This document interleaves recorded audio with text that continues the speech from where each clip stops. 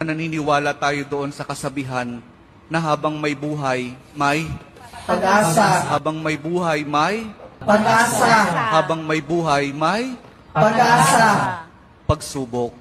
Dahil tayo katiwala ng Diyos, binibigyan din niya tayo ng iba't ibang klase ng pagsubok. Kaya po doon sa pagsubok na yon, saka pa lang natin mauunawaan na talagang ang ating buhay ay mayroong, habang may buhay mayroong, Pagsubok. habang may buhay may Pagsubok. pagbangon. Huwag niyong hayaan na kapag meron kayong pinagdaraan ng pagsubok, ay hindi kayo babangon.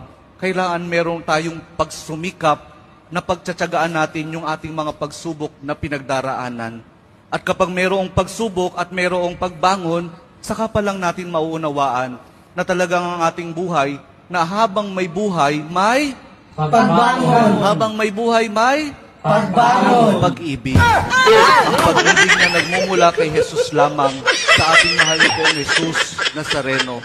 Dahil doon, kapag naunawaan natin itong mga bagay na ito, na habang may buhay, may pagsubok, may pagbangon at may pag-ibig na nagmumula lamang kay Jesus, saka pa lang natin mauunawaan at matatanggap na talagang habang may buhay, may Pagsubok.